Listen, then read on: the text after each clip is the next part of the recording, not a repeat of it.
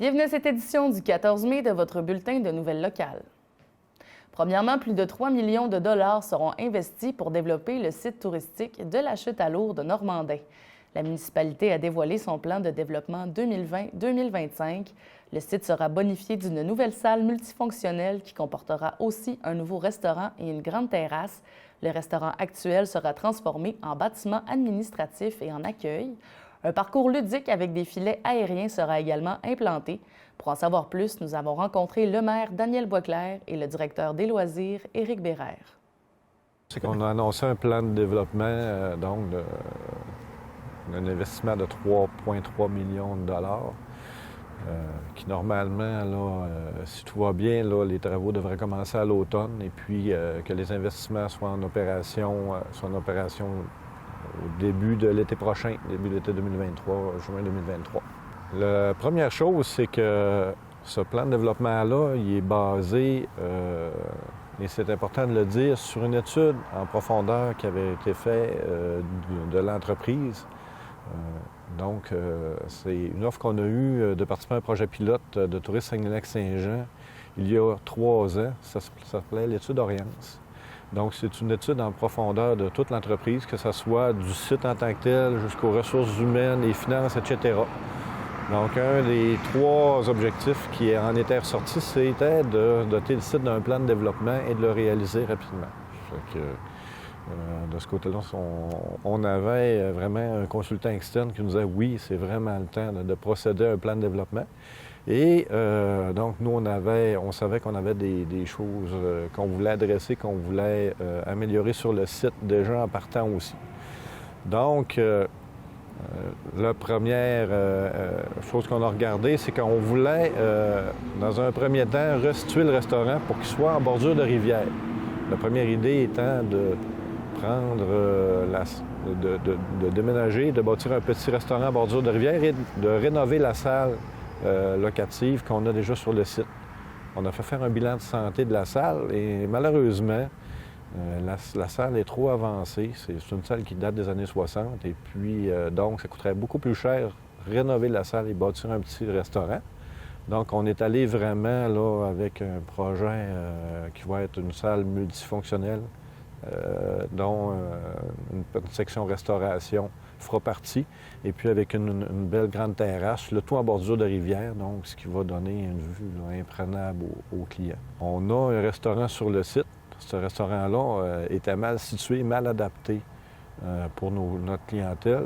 Donc, on va arriver avec un équipement qui est vraiment adapté, mais là, on a un beau bâtiment qui est en pleine santé et puis qui est quand même bien situé pour l'accueil de nos clients. Et notre bâtiment d'accueil actuel, lui, était vraiment très désuet. Il est à bout d'âge aussi. Donc, on va utiliser le bâtiment qui est actuellement le restaurant. On va le transformer en bâtiment administratif et d'accueil. Donc, ça, c'est deux grosses immobilisations qu'on va régler. Par la suite, donc, on voulait doter un site d'une activité wow, qu'on peut dire que les gens disent « bon, ben, on va venir en famille au site touristique Chute à l'Ours ». Le projet pour l'activité wow, ça va être un parcours ludique familial et dont le point central, ça va être un jeu de filet aérien. Donc, le principe, c'est que c'est des petites cabanes dans les arbres, des passerelles, des reliants, et puis il va y avoir 2 méga bois de filets. Le tout va être une quinzaine de pieds dans les airs, donc les enfants vont pouvoir aller s'amuser dans ce site-là sans surveillance en tant que tel. C'est qu'il n'y a pas besoin on n'a pas besoin d'avoir de main-d'œuvre qualifiée particulière. C'est ça qui est plaisant. Puis le parent peut aller s'amuser aussi avec son enfant à l'intérieur du parcours et tout ça. Ça va être accompagné de glissades, de tunnels, de beaucoup de choses. Donc, ça devrait... Et bien, ça va être dans un secteur boisé du site et ça va se fondre dans la nature du secteur. Donc, on voulait garder toujours... pour nous, le développement durable est important, dont l'environnement naturel du site. Donc, on voulait garder tout ça. Le dernier élément d'importance, c'est qu'on va doter le site de 4 unités de prêt à camper. Leur particularité, c'est que ça va être des unités qui vont être louées sur une base 4 saisons et puis qui vont être entièrement autonomes. Donc, au niveau de l'électricité, donc ça va se faire à partir d'énergie solaire. Donc, ça va vraiment apporter une expérience nouvelle sur le site. Les gens vont expérimenter vivre dans un bâtiment entièrement autonome. On parle de toilettes à compost, etc. Donc, ça va être vraiment une expérience de vie quand les gens vont venir chez nous. C'est un apport économique pour la ville de Normandin très important. Puis, comme Éric le disait précédemment, je pense qu'en le mettant encore plus à l'année, 4 saisons, on va faire que notre site va être de plus en plus rentable. Puis, ça va le faire connaître encore plus aux motoneiristes, aux personnes qui font du camping l'été, etc. Puis, c'est pour faire suite aussi à notre dernier plan de développement qu'on avait fait en 2013. Puis, le Conseil du temps avait décidé de faire le développement pièce à la pièce, qui a été difficile au point de vue financement. Puis avec notre dernier plan, celui de 2020-2025, on a décidé qu'on y allait au complet. On présentait notre plan de développement à différents partenaires, puis on a présenté ça à 4 partenaires différents, dont on a eu 3 réponses positives à l'heure actuelle. On attend encore une réponse positive, en espérant que ça va être bientôt. Sinon, les gens ont hâte, puis je pense que on est dû. Puis c'est un camping qui date depuis 1964, qui a été instauré par le maire du temps, M. Louis-Ovid Bouchard, puis dont la salle multifonctionnelle qu'on a à l'heure actuelle porte son nom. Puis la salle, elle sert aussi pour les pièces de théâtre de la troupe des animés qui fête cette année le 30e anniversaire. Ça fait que je pense que ces gens-là aussi vont avoir hâte d'avoir une salle adéquate pour présenter le pièces de théâtre, puis ça va servir aussi à différentes fonctions, donc des soirées. Puis c'est le bon moment pour présenter un plan de développement, parce que nous, des réponses positives sont là, puis je pense que les gens vont être contents lorsque le plan de développement va être terminé, puis là, les gens vont pouvoir dire « Wow! Un beau site ». Depuis quelques années, les résidents de Normandin ont accès au site gratuitement à la chute à l'eau. Puis en plus, là, ils vont pouvoir dire, ils vont avoir l'opportunité d'emmener des amis, de la visite, de la famille. Ça va... L'offre va être multipliée. Puis ce qui est plaisant de voir, c'est que lorsqu'on a déposé aux différentes instances de financement, bien, le projet est vraiment bien accepté. Puis on a de bons commentaires. On nous dit que c'est vraiment un projet, à toutes les fois, qui a vraiment ressorti. Fait que ça veut dire on a vraiment bien travaillé notre dossier. Et d'ailleurs, pour être certain, le plan de développement, alors lorsque le document projet était prêt, il y a plusieurs dirigeants d'entreprises touristiques qui l'ont reçu, qui nous ont fait leurs commentaires parce qu'on voulait être certain de déposer un projet qui était vraiment bien ficelé. Et un plan de développement, normalement, c'est ça, on le planifie sur 5 ans. La réalisation va bien parce qu'on a déjà quelques actions qui étaient à réaliser rapidement. On a fait, par exemple, tout le reboisement de la partie habitée du site qui est déjà fait. Puis on a toutes nos actions marketing qui ont été mises de l'avant déjà. On a dit qu'il faut être proactif parce que ces choses-là, il faut que ça soit réglé vraiment très, très, très rapidement. Fait que ça, en 2021, ça a été réglé. Mais pour le reste, les investissements vont se faire en 2023, mais il faut penser qu'après ça, il va y avoir des petits ajustements, etc., là, dans les opérations et tout ça.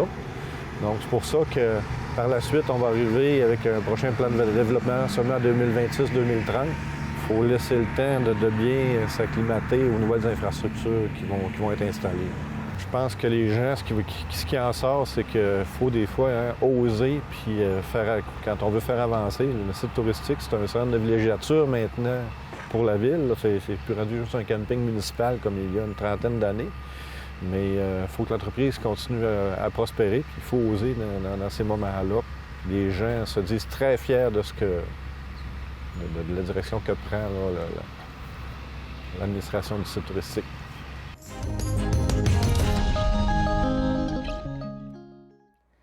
Le CJE des Bleuets, la ville de Dolbeau-Mistassini et l'Espace sont à la recherche d'artistes pour créer une murale collective. De la tête au mur est un projet de volontariat pour les résidents des MRC de Maria-Chapdelaine et de Domaine-du-Roi. Nous avons rencontré Érika Vincent afin d'en savoir plus. De la tête au mur, c'est un projet de volontariat du CJE des Bleuets qui s'adresse à des jeunes de 18 à 35 ans du milieu, c'est-à-dire de la MRC du Domaine-du-Roi et de la MRC de Maria-Chapdelaine. Des jeunes qui ont envie de s'impliquer, de s'engager, puis de vivre vraiment une super belle expérience là, de petits groupes qui va se dérouler au cours de juin et juillet cet été. Le projet est en partenariat avec la ville de Dolbeau-Mistassini ainsi que l'espace citoyen qui est situé à même les locaux de la bibliothèque qui est derrière moi. Et l'espace, en fait, c'est porté par un comité de citoyens des citoyens engagés, qui a pour but vraiment d'offrir un lieu rassembleur, un lieu inclusif, puis un lieu aussi accessible là, aux gens du milieu. Et aussi, ils ont envie de valoriser le patrimoine culturel local. Donc, ils veulent vraiment mettre de l'avant, faire la mise en valeur là, des réalisations des artistes locaux. Donc, c'est pourquoi on a établi le partenariat avec eux. Donc, plus précisément, de la tête au mur, on veut recruter un petit groupe de jeunes crinqués, créatifs, ouverts à expérimenter différentes techniques artistiques et qui vont avoir à réaliser une murale collective qui va être affichée dans les locaux de l'espace, donc évidemment de la bibliothèque municipale. Et cette œuvre-là va devoir représenter les valeurs et la vision du comité qui est porteur de l'espace. Puis je ne suis pas toute seule là-dedans. Les jeunes vont être accompagnés vraiment sur le plan artistique là, avec une artiste locale, donc sous forme de mentorat en fait, avec Mélanie Saint-Germain que vous connaissez peut-être. Donc le projet va se dérouler en 2 phases principales. En juin, il va y avoir la phase de pré-production. Il va y avoir 5 blocs de 3 heures qui sont prévus à l'horaire. Ces blocs-là peuvent majoritairement se faire en soirée là, pour les gens qui travaillent de jour, mais c'est quelque chose qui est malléable encore une fois. Là, on va y aller selon la disponibilité des candidats. Donc, 5 blocs de 3 heures qui vont être dédiés à recevoir le mandat du comité de l'espace, qu'est-ce qu'ils veulent et tout, expérimenter des techniques, différentes techniques, évidemment, différents médiums, faire toute la phase d'idéation, puis l'esquisse, puis aller jusqu'au plan de production. La production va se dérouler en juillet et il va y avoir 4 blocs de 6 heures de prévus dans les 3 premières semaines de juillet. Puis finalement, il va y avoir un dévoilement qui va être prévu à la fin août pour vraiment là, exposer puis rendre public là, la murale collective qui va avoir été réalisée. La date limite pour s'inscrire est le 24 mai prochain. Donc, vous pouvez me contacter facilement par Messenger, Érika Vincent, CJE, par courriel ou par téléphone. Là, les coordonnées sont sur la fiche. Et puis, ce qu'on recherche vraiment, c'est des jeunes, pas besoin d'être des professionnels, c'est pas ça l'objectif. Le but, de toute façon, de l'espace, c'est par et pour les citoyens. Donc, ce qu'on recherche, c'est vraiment, oui, des jeunes qui ont de l'intérêt, qui sont motivés, pas juste au niveau des idées, mais vraiment de se mettre les mains dedans puis d'essayer des affaires nouvelles. Puis aussi qui vont être disponibles là, qui vont être capables de démontrer là, leur disponibilité puis leur engagement là, dans les heures là, que j'ai parlé. Donc, si vous avez des questions, quoi que ce soit, n'hésitez pas à me contacter, ça va me faire plaisir de vous répondre.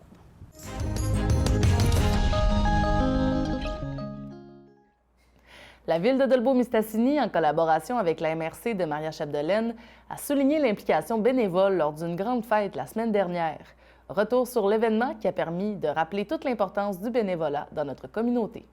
C'est une nouvelle activité, c'est un nouveau genre d'activité, parce que là, on a pensé de faire une fête dans laquelle on veut se rassembler, que ce soit plus festif comme par rapport à l'ancienne méthode. Donc, c'est pour ça qu'on fait un peu cette soirée reconnaissance, surtout une soirée pour les remercier. Il y a ce soir à peu près 400 bénévoles, mais c'est à peu près la moitié, c'est pas un peu moins que la moitié. Il y a au-dessus de 1000 bénévoles dans Dolbeau-Mistassini. À la MRC, on est partenaire de cet événement-là, bien entendu, parce que la majorité des organismes couvrent l'ensemble du territoire de la MRC, quand on parle au patinage, à la gymnastique, le hockey mineur, etc. Donc, beaucoup d'organisations sont couvertes couvre l'ensemble de la MRC. Mais le bénévolat, c'est un des piliers de la vitalité de nos communautés, de nos milieux. Sans bénévoles, il n'y aurait pas grand festival, pas grands événements qui se tiendraient. Sans bénévoles, tous les organismes qui viennent en aide aux jeunes, on ne pourrait pas soutenir cette activité-là en les finançant. Ça serait des coûts énormes pour notre communauté, puis on n'aurait pas les moyens d'offrir ces services-là à la population. Donc, le bénévolat est vraiment, vraiment important. Puis on tient encore à souligner là, l'importance de ça dans notre communauté, puis on veut remercier les gens qui en font. Oui, je peux faire du pouce à ce que M. le préfet dit. Lorsque j'ai fait pour la première fois le budget de la ville de Dolbeau-Mistassini, puis qu'on a regardé tous les organismes bénévoles dans Dolbeau-Mistassini avec les objectifs, c'est quoi leur mission, comment ça représentait d'heures, s'il faudrait avoir payé ça au salaire minimum, il y a plus que la moitié des activités présentement. On aurait une grosse diminution de services à la communauté et aux personnes de différents niveaux, jeunes, moyens et les personnes âgées. C'est très important. Bien, la pandémie, d'où que la pandémie est arrivée, le premier réflexe qu'on a eu, c'est de se questionner sur le retour des organismes. Les bénévoles, est-ce qu'ils vont continuer de s'impliquer? Donc, on a eu des sommes de la COVID pour aider la MRC, mais on a choisi d'investir ces sommes-là plutôt dans la communauté pour aider les organismes qui viennent en aide aux jeunes, sport, culture, puis aussi des festivals et événements. On a soutenu 23 organismes qui viennent en aide aux jeunes pour 1600 jeunes qui sont soutenus à travers notre programme. 25 festivals et événements aussi qu'on a soutenus avec les sommes. C'est 310 000 au-delà de 310 000 qui ont été investis. Donc, c'est vraiment très important. Mais c'était vraiment pour donner un coup de pouce, pour susciter le bénévolat, pour que les gens reviennent. Sortir des pantoufles. Là, les gens en pandémie ont été habitués de mettre leurs pantoufles, de rester à domicile. Oui. Donc, on veut que les gens ressortent, les gens s'impliquent, les gens reviennent sur la place publique.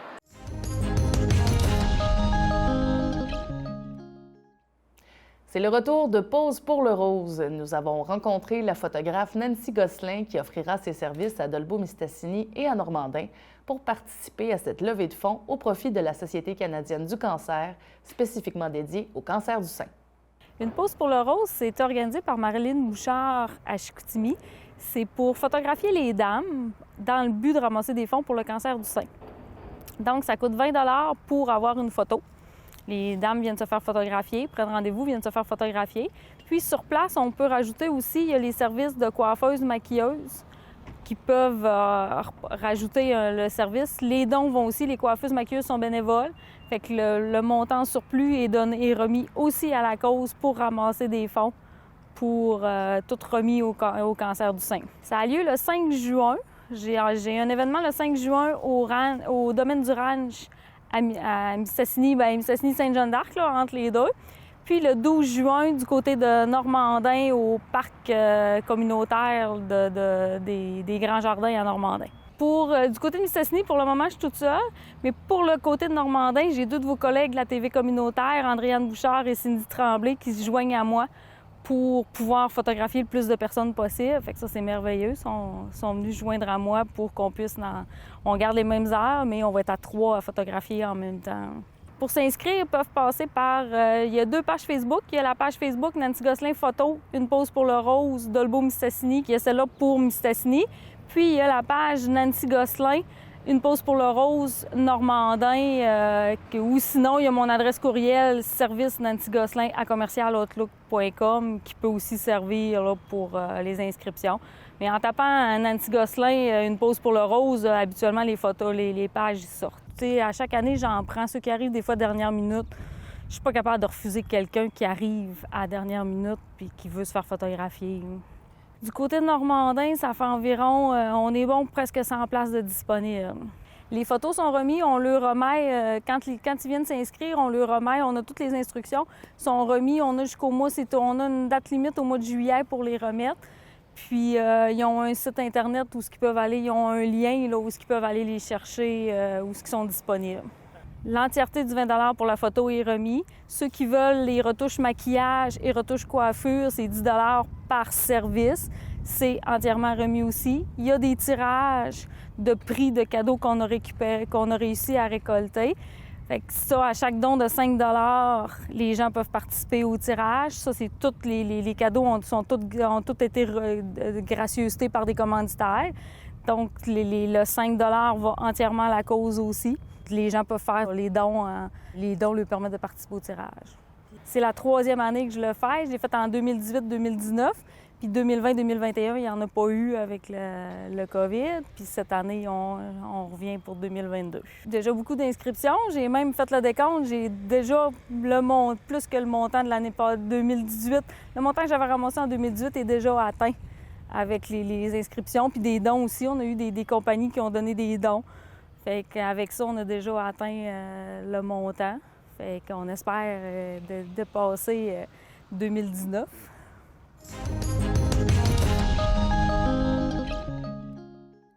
Dans le cadre de l'élaboration d'un plan de développement d'une communauté nourricière, la ville de Dolbeau-Mistassini consulte sa population. La ville a mis en place un sondage pour les citoyens. Celui-ci portera principalement sur leurs habitudes alimentaires, leur connaissance du système alimentaire ainsi que l'agriculture urbaine sur le territoire. Les Dolmissois sont invités à participer jusqu'au 22 mai en consultant le site web de la ville de Dolbeau-Mistassini.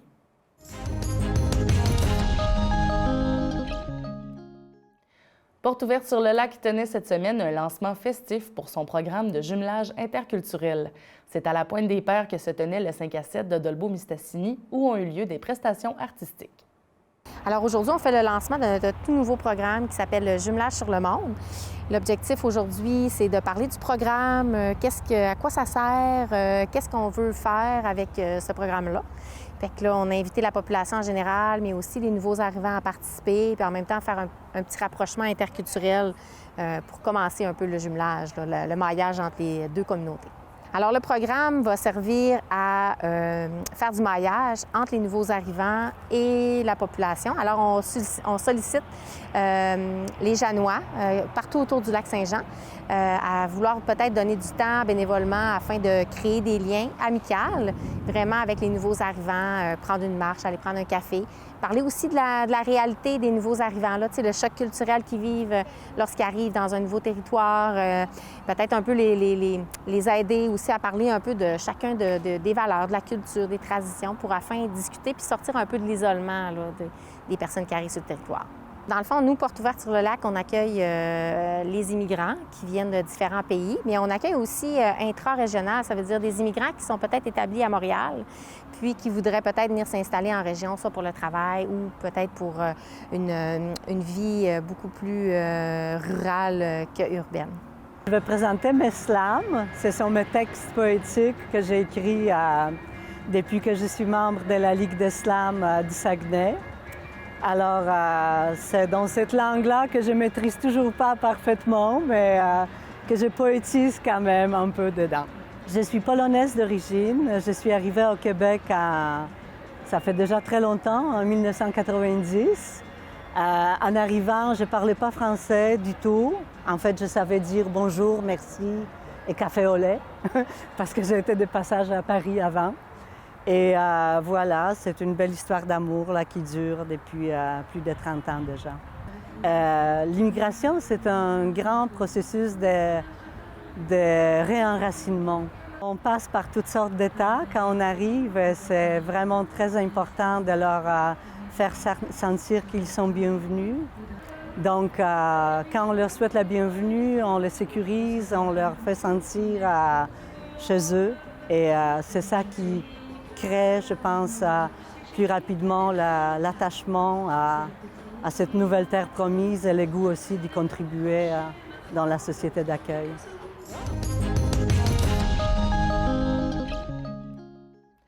Le piano de M. Georges Coulombe a été officiellement remis en don à la ville de Dolbeau-Mistassini pour le mettre en valeur dans le foyer de la salle de spectacle des Jardins Maria-Chapdelaine. L'instrument pourra servir lors de prestations musicales ainsi que pour des cours de piano. Nous étions sur place lors de la cérémonie officielle. Et c'est avec plaisir et un grand honneur de vous accueillir aujourd'hui pour officialiser, après bientôt 1 an de démarche, le cadeau qui a été offert par la succession de Georges Coulombe à la ville de Dolbeau-Mistassini, soit son piano personnel que vous retrouvez ici. Donc, on a fait une petite recherche. Un article de la revue Éco-Vedette de 1982 nous apprend beaucoup de choses sur ce piano et l'attachement que lui porte son propriétaire. D'abord, il l'obtient auprès de nul autre que le grand artiste classique, M. Jean Valjean. Il s'agit d'un piano de concert de la réputée marque française et, au dire de l'artiste, c'est un des rares modèles réalisés pour le Canada. Toujours selon M. Coulombe, son piano est alors évalué à près de 30 000 $ dans le temps. En plus du don du piano, je profite de l'occasion pour remercier la succession qui a pris en charge les frais de déménagement de l'instrument qu'on retrouve ici dans la salle de spectacle. Toutefois, vous vous en doutez bien, il s'agit pour la ville de Dolbeau-Mistassini d'une valeur sentimentale beaucoup plus que monétaire. Georges Coulombe est l'un de nos enfants prodigues que nous devions leur reconnaître, et le don de cet instrument nous en donne une occasion rêvée. Ici même, dans le foyer de cette salle de spectacle, le piano pourra être utilisé alors pour différents concerts, en plus de profiter aux cours de piano qui y sont offerts. On contribuera ainsi à propager la musique, tout comme Georges Coulombe l'a fait durant toute sa carrière, notamment en permettant au répertoire classique de côtoyer le répertoire populaire. Par ailleurs, la succession a également remis à la Ville un portrait du ténor, réalisé en 1983 par l'artiste M. Gérard Boivin, qui sera installé de manière permanente à la salle de spectacle que vous pouvez voir ici. Pour que tous puissent saisir l'origine des dons reçus. Donc, cette plaque-là sera installée en tout temps, près du piano, afin de contribuer à ce que tous, Dolmissois et Dolmissoises, même ceux qui sont trop jeunes pour s'en souvenir, connaissent le nom et la carrière de Georges Coulombe. C'est un cadeau inestimable que reçoit officiellement la ville de Dolbeau-Mistassini. Aujourd'hui, je me fais le porte-parole pour remercier chaleureusement la famille Coulombe qui a fait les démarches pour que tout cela se concrétise. Ce don contribuera à consolider la culture musicale dolmissoise et à faire vivre la mémoire de l'artiste exceptionnel qui était Georges Coulombe, et ainsi poursuivre sa mission.